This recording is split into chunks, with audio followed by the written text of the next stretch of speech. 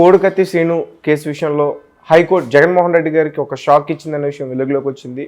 ఆ కేసు ఎంతవరకు విచారణకు వచ్చింది? ఆ కేసు విషయాలు ఏంటి? ఈ మంత్ 18th నుంచి జునపల్లి శ్రీనివాస్ విశాఖ జైల్లో నిరాహార దీక్ష చేస్తున్నాడు. సో అతనికి మద్దతుగా వాళ్ళ అమ్మ సావిత్రి, తర్వాత వాళ్ళ బ్రదర్ సుబ్బరాజు ఇద్దరు కూడా విజయవాడలో దీక్ష స్టార్ట్ చేశారు. వీళ్ళకు మద్దతుగా సమతా సైనిక్ దళ్ గట్టిగా నిలిచినట్టుగా అర్థమవుతుంది. సో అయితే నిన్న దాన్ని విరమించారు. వాళ్ళిద్దరిని సండే అరెస్ట్ చేసి హాస్పిటల్కి తరలించారు పోలీసులు నిరాహార దీక్ష నుంచి. ఎవరు? ఈ సావిత్రమ్మ అండ్ సుబ్బరాజుని. ఓకే. వాళ్ళ హాస్పిటల్లో కూడా నిరాహార దీక్ష స్టార్ట్ చేస్తుంటే కొంతమంది సిపిఐ లీడర్స్, రామకృష్ణ ఇలాంటి వాళ్ళంతా వెళ్ళి, లేదు మీరు ఆపండి, మనం ఏదో ఒకటి చేద్దామని చెప్పి ఆపిచ్చారు. వాళ్ళకి లెమన్ జ్యూస్ అది తాగిచ్చారు. సో ఈ విషయం అక్కడ విశాఖ జైల్లో ఈ విషయాన్ని ఆ అబ్బాయికి చెప్పి, మీ వాళ్ళు ఇక్కడ ఆపారు, తర్వాత సమతా సైనిక దళ వాళ్ళు ఈ కేసుని టేకప్ చేస్తున్నారు, నువ్వు ఇక్కడ నిరాహార దీక్ష ఆపు అని చెప్పి అతనికి చెప్పించి అక్కడ కూడా ఆపేశారు. అయితే ఈ కాంటెక్స్ట్లో సమతా సైనిక దళ రాష్ట్ర అధ్యక్షుడు, హైకోర్టు అడ్వకేట్ పాలెట్ మహేష్ నిన్న అత్యవసరంగా ఒక పిటిషన్ వేశాడు హైకోర్టులో. అదేంటంటే బెయిల్ పిటిషన్. జునపల్లి శ్రీనివాస్కి బెయిల్ ఇవ్వాలి, అర్జెంటుగా దీన్ని విచారించాలన్నప్పుడు జస్టిస్ దుర్గాప్రసాద్ దాన్ని ఈరోజు విచారణకు స్వీకరిస్తామని చెప్పారు. ఈరోజు ఈవినింగ్ లోపల దాని మీద ఒక నిర్ణయం వచ్చే అవకాశం ఉంది.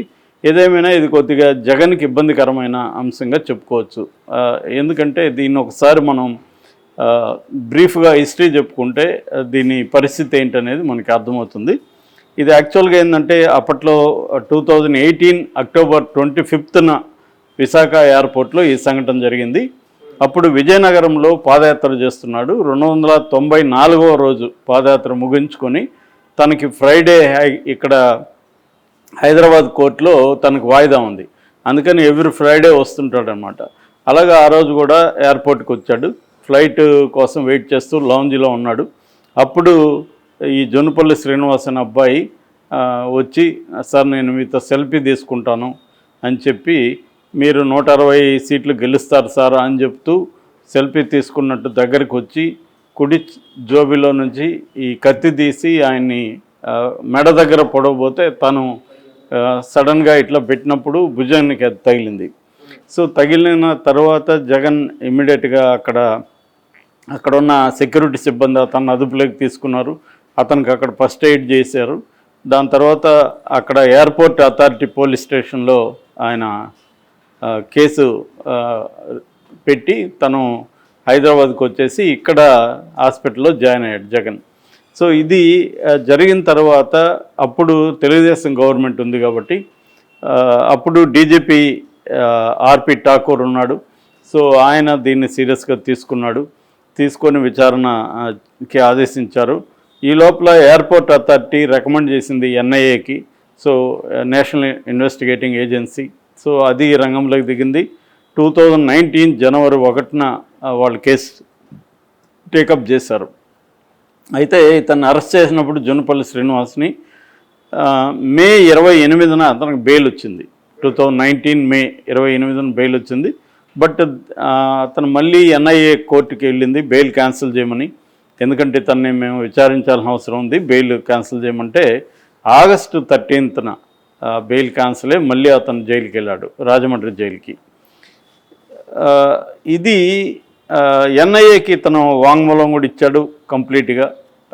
ఈ అబ్బాయి నేను చంపాలని ట్రై చేయలేదు, నేను ముందే స్టెరిలైజ్ చేశాను, ఆయన గెలవాలనే సింపతి వస్తుందని చేశానని చెప్పినాడని చెప్తున్నారు. కానీ ఆ అబ్బాయి తర్వాత ఏమో దాన్ని మార్చాడు. నేను అలా సింపతి కోసం చేయలేదు, నేను ఆయన అభిమానిని నేను చెప్పలేదని మళ్ళీ అన్నాడు. ఇలా అబ్బాయి కాంట్రాడిక్టరీ స్టేట్మెంట్స్ ఇచ్చాడని చెప్తున్నారు. ఏదేమైనా దీన్ని వైసీపీ వాళ్ళు ఏం చెప్తున్నారంటే, ఈ అబ్బాయి అక్కడ ఫేజన్ ఫుడ్స్ అనే ఒక రెస్టారెంట్లో పనిచేస్తున్నాడు. ఎయిర్పోర్ట్లో ఒక రెస్టారెంట్ ఉంది, దాని ఓనరు విష్ణువర్ధన్ చౌదరి. అతను లోకేష్కు చాలా క్లోజు. ఈవెన్ 2014లో గాజువాక నుంచి ఎంపీ సీటుగా కూడా అతను ట్రై చేశాడు. అతను ఈ కాంట్రాక్ట్ తెచ్చుకున్నది కూడా 2017లో అశోక్ గజపతిరాజు కేంద్ర విమానయాన శాఖ మంత్రిగా ఉన్నప్పుడే ఇది తెచ్చుకున్నాడు. కాబట్టి ఇది ఒక ప్లాన్డ్గానే చేశారని చెప్తున్నారు. అట్లాగే 9 నెలల ముందే ఈ సంఘటన జరిగిన 9 నెలలకు ముందు 2018 జనవరి 30న యలమంచిలికి చెందిన టీడీపీ నాయకుడు సుందరపు విజయ్ కుమార్ రికమెండేషన్ మేరకు ఈ అబ్బాయి అక్కడ జాయిన్ అయినట్టుగా చెబుతున్నారు. ఎవరు? జొన్నపల్లి శ్రీనివాస్. సో మామూలుగా అయితే ఎయిర్పోర్ట్ సెక్యూరిటీ సిఏఎస్ఎఫ్ ఆధ్వర్యంలో ఉంటుంది, సెంట్రల్ ఇండస్ట్రియల్ సెక్యూరిటీ ఫోర్స్ అంటారు సిఏఎస్ఎఫ్. సో సిఏఎస్ఎఫ్ ఆధ్వర్యంలో ఏంటంటే అక్కడ పనిచేసే సిబ్బందికి అందరికి కూడా స్క్రూటినీ చాలా స్ట్రాంగ్గా ఉంటుంది. వాళ్ళ బ్యాక్గ్రౌండ్, వాళ్ళు ఎవరు, వాళ్ళ మీద ఏమైనా కేసులు ఉన్నాయా, ఇవన్నీ స్క్రూటినీ చేసినాకనే పర్మిషన్ ఇస్తారు.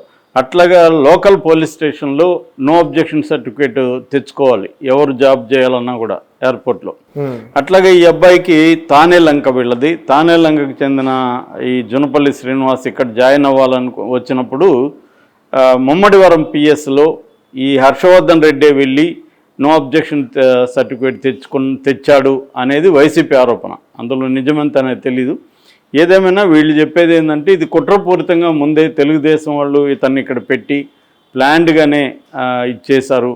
లేకపోతే ఈ కోడికి పందాలకు కట్టే కత్తి ఇతని దగ్గరికి ఎలా వచ్చింది, అతను ఎన్ఐఏ ఇన్వెస్టిగేషన్లో కూడా తేలింది అంటే అతను చంపాలనే ఉద్దేశంతోనే ఈ అటాక్ చేశాడనేది ఎన్ఐఏ కూడా చెప్తుంది. కాకపోతే ఎన్ఐఏ చెప్పేది ఇంకోటి ఏంటంటే దీని వెనక కుట్ర అని వైసీపీ చెప్తుంది. ఎన్ఐఏ కుట్ర అయితే ఏమీ లేదు, ఇతనే వాలంటరీగా చంపాలనుకున్నాడు. మోటివ్ ఏందనేది ఇంకా ఎస్టాబ్లిష్ కావాలి క్లియర్గా, ఇతను ఎందుకు చంపాలనుకున్నాడు అనేది. అతను చెప్తున్నాడని లేదా వాళ్ళ మదర్ కానీ వాళ్ళ బ్రదర్ చెప్తున్నది ఏమంటే ఇతను చిన్నప్పటి నుంచి కూడా వైసీపీ అభిమాని, జగన్ అభిమాని. సో జగన్ గెలుస్తాడని అటాక్ చేస్తే ఆయనకి సింపతి వస్తుందనే చేశాడు అనేది అంటున్నారు. మరి జగన్ గెలుస్తాడు కాబట్టి హత్య ప్రయత్నం చేస్తే మనం జైలుకి పోతామని అబ్బాయికి తెలియదా, మరి ఎందుకు చేశాడు? ఇట్లాంటి అనేక ప్రశ్నలకి సమాధానాలు లేవు క్లియర్గా. సో ఏదేమైనా ఇతను 2019 ఆగస్టు 13 నుంచి జైల్లో ఉన్నాడు. అంటే 5 years దాటిపోయింది. నిజానికి ఈ కేసులో శిక్ష పడినా కూడా 5 ఏళ్ళ నుంచి 7 ఏళ్ళ వరకు పడే అవకాశం ఉంది. మ్యాక్సిమం అంటే 10 years, అంతకంటే ఎక్కువ పడదు. ఎందుకంటే అటెంప్ట్ టు మర్డర్ కేసు ఇది. సో ఇటువంటి కేసులో ఎందుకు ఇంత జాప్యం జరుగుతుంది? అబ్బాయికి బెయిల్ ఇచ్చేసి ట్రయల్ జరపచ్చు. కాకపోతే ఒకటేం చెప్తున్నారంటే ఎన్ఐఏ కోర్టుల్లో స్ట్రిక్ట్గా ఉంటాయి, ఎన్ఐఏ కోర్టుల్లో బెయిల్ రావడం అంత కష్టము. ఎన్ఐఏ కోర్టులు ఏంటంటే విక్టిమ్ వచ్చి ఖచ్చితంగా చెప్పాలి. అంటే బాధితుడు ఇక్కడ జగన్ వచ్చి వాంగ్మూలం ఇవ్వాలి, వాంగ్మూలం ఇచ్చినాకనే బెయిల్ మీద డిస్కషన్స్ ఉంటాయి ఎన్ఐఏ కోర్టులో అందుకనే ఎన్ఐఏ కోర్టు కాబట్టే ఇతనికి బెయిల్ రాలేదనేది ఒక వాదన ఉంది. కానీ ఇక్కడ ఎన్ఐఏ కోర్టు అయినా సిబిఐ కోర్టు అయినా ఏ కోర్టులైనా ఒక రూల్ ఆఫ్ లా అనేది ఉంటుంది ఇండియా ఉండాలి. అంటే చట్టం అందరికీ సమానమే. చట్టం సమానమైనప్పుడు ఇతను ఏం నేరం చేశాడు? ఒక హత్యాయత్నం చేశాడు. హత్యాయత్నానికి 5 ఏళ్ల పాటు బెయిల్ రాకుండా ఉండడం అనేది చాలా అరుదు. ఎందుకంటే పైగా బెయిల్ ఎందుకు ఇవ్వరు? మామూలుగా సాక్ష్యాధారాలని తారుమారు చేస్తాడని, సాక్షుల్ని బెదిరిస్తాడు లేదా ప్రలోభాలకు గురి చేస్తాడని. మూడో అంశం ఫ్లైట్ రిస్క్ అంటారు, విదేశాలకు పారిపోతాడని. ఈ 3 చేసే శక్తి సామర్థ్యాలు ఈ అబ్బాయికి లేదు. ఈ అబ్బాయి తానేలంకకి చెందిన ఒక పేద దళిత అబ్బాయి.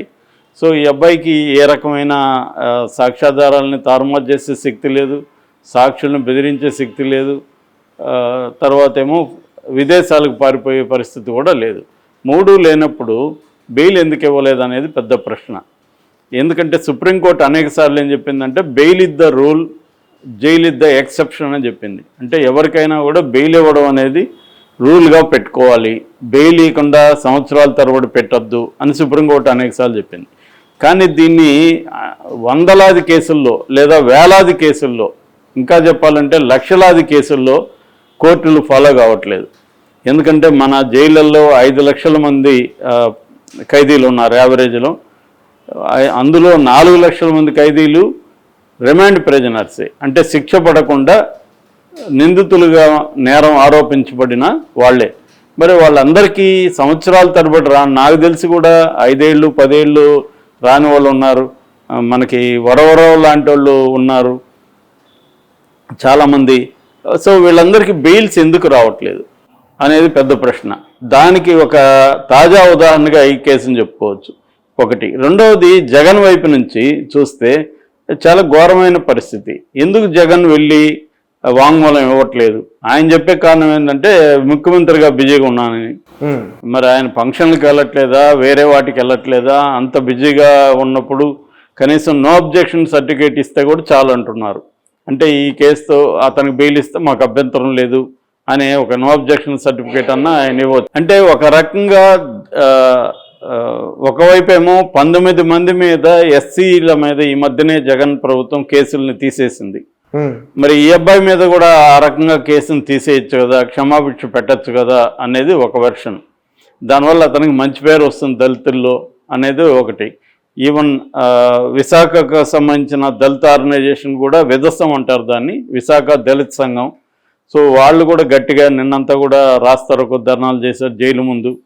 సో వాళ్ళు కూడా డిమాండ్ ఏంటంటే ఈ అబ్బాయికి కేసు అన్నా తీసేయండి, కనీసం బెయిల్ అన్నా ఇవ్వండి అనేది వాళ్ళు అడుగుతున్నారు. ఆల్రెడీ విజయవాడ నుంచి ఎన్ఐఏ కోర్టు కొత్తగా పెట్టిన కోర్టు వైజాగ్లో ఉంది, దాంట్లో ఉంది. ఇప్పుడు మరి హైకోర్టు అన్న అబ్బాయికి బెయిల్ ఇస్తే కొంత న్యాయం జరిగినట్టుగా మనం భావించవచ్చు.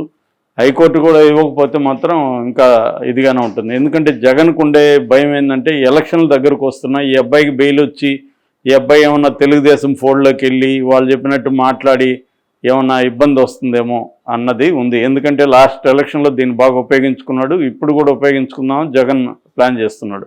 దీన్ని తెలుగుదేశం కూడా ఆటోమేటిక్గా తమకు అనుకూలంగా ఉపయోగించుకోవాలని తెలుగుదేశం కూడా ట్రై చేస్తుంది.